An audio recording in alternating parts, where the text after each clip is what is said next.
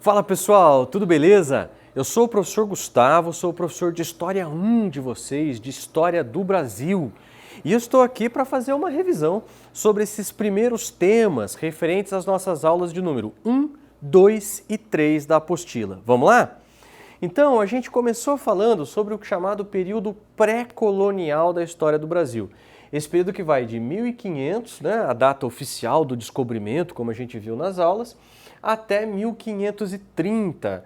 Então, nessas primeiras 3 décadas, o território que hoje faz parte do Brasil já era de Portugal, mas eles não tinham começado oficialmente a colonização. Até porque, nesse período, a única coisa que eles faziam ainda era o quê? A extração do pau-brasil. Lembra disso? Então, essa árvore, né? Que a partir da casca da sua árvore se produzia um corante vermelho, né? Que nós vimos que era algo de valor, mas nem tanto assim. Né? Um navio carregado de pau-brasil podia valer 6, 7 vezes menos do que um navio carregado de especiarias. Então era um comércio lucrativo, mas que por si só não justificaria, né? Não pagaria as contas de uma colonização efetiva do território. Né? Então a única coisa que os portugueses fizeram foi construir algumas feitorias ao longo do litoral brasileiro. Né? Então a localização exata dessas feitorias nem é por nós conhecida hoje, tem muito debate para se saber exato quantas foram, se foram 3, 4 e exatamente onde elas estavam. Mas elas eram um misto, né, de uma pequena fortaleza improvisada, feita de madeira, com um galpão para se acumular esse pau-brasil. Né? E como que esse pau-brasil ia parar lá? Né? Através da prática de escambo. Né? O escambo, a troca direta, né, com os indígenas, com os nativos aqui do continente americano. E nós vimos que esses índios, eles não estavam dispostos a trocar qualquer quinquilharia pelo pau-brasil. O que esses indígenas buscavam, na maioria das vezes, eram instrumentos de metal. Né? Então eram machados, eram facões, em alguns casos até mesmo armas, que eram trocadas então por esse pau-brasil no litoral. Né? Esse período com essas atividades durou aproximadamente 30 anos. E por que que ele se encerrou? Por que que os portugueses vão decidir efetivamente colonizar o Brasil? Né? Vários são os motivos. Você tinha a possibilidade de ameaça francesa, de invasões francesas, aquela ideia de que se nós não colonizarmos esse território agora, talvez a França ou outro invasor o faça. Né? Então você tinha uma relativa decadência, uma diminuição dos lucros com as especiarias. Então houve esse interesse pelo continente americano crescente, principalmente no final da década de 20 e início da década de 30 do século XVI por parte dos portugueses. Sempre teve o sonho português de encontrar ouro, prata e outras riquezas no nosso território. Para começar a colonização do Brasil, foi tentado então o sistema de capitanias hereditárias, que oficialmente começou em 1534. Então a grande sacada das capitanias hereditárias era transferir os custos da colonização para a iniciativa privada. Né? Então o rei, a coroa portuguesa, não tinha o dinheiro, né, necessário e também não estava disposta a comprar esse risco sozinha da colonização.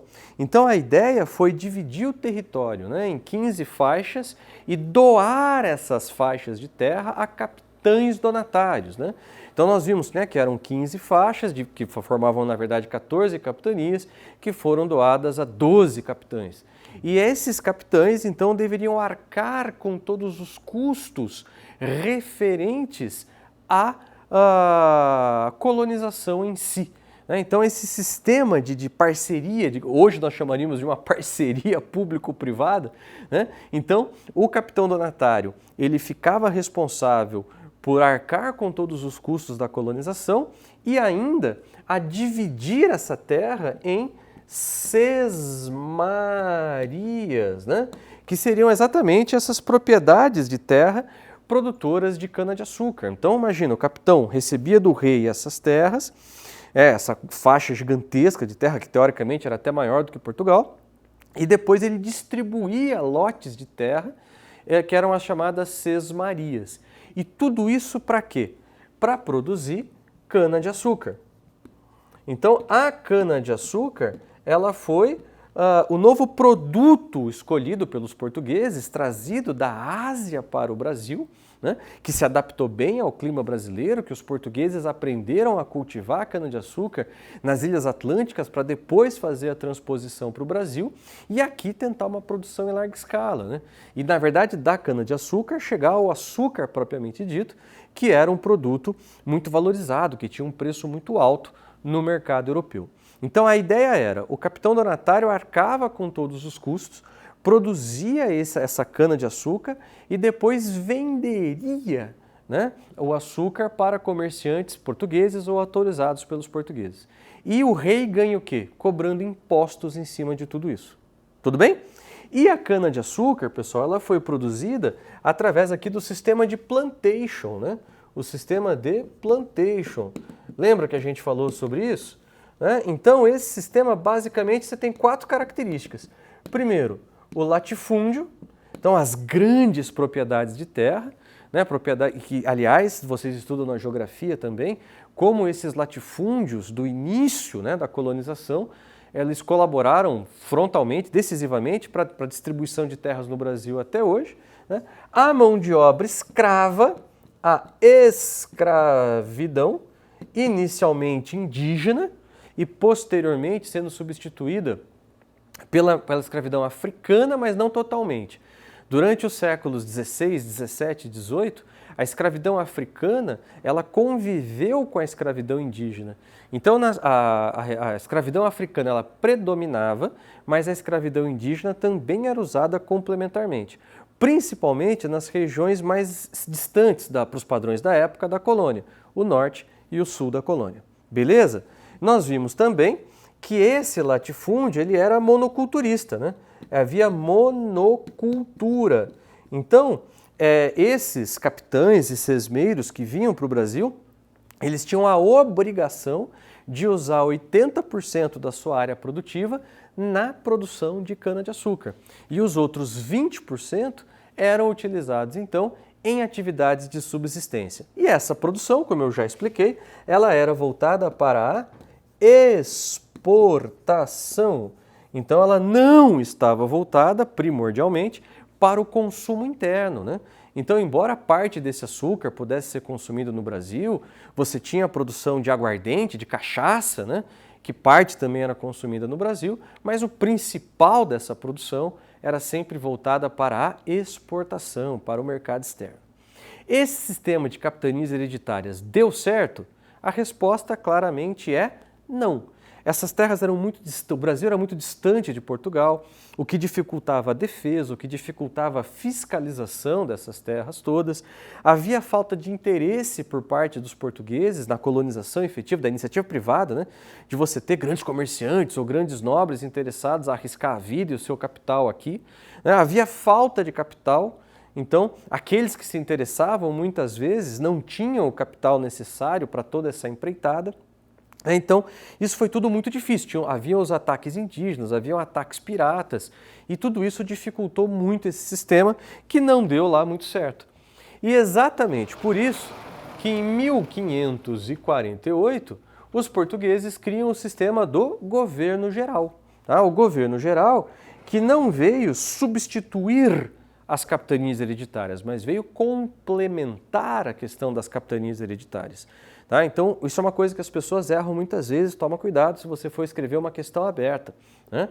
Então, o surgimento do governo geral não acabou com as capitanias, ele veio complementar as capitanias. Né? Então, a ideia do governo geral era exatamente tentar, né, resolver os problemas do sistema puro das capitanias.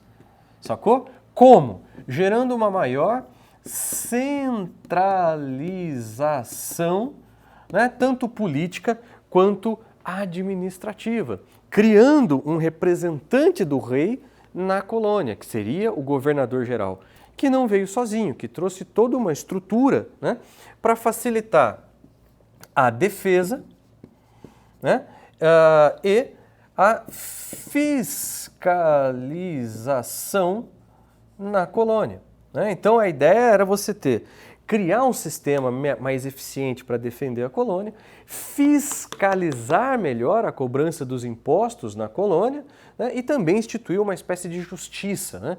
Criar tribunais, criar toda uma estrutura político-jurídica, inclusive com isso criando, né, o que viria a ser a primeira capital do Brasil, que foi a cidade de Salvador, né?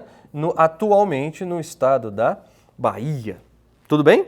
E a partir de Salvador, que também dois outros elementos muito importantes para a nossa economia entram em jogo, né?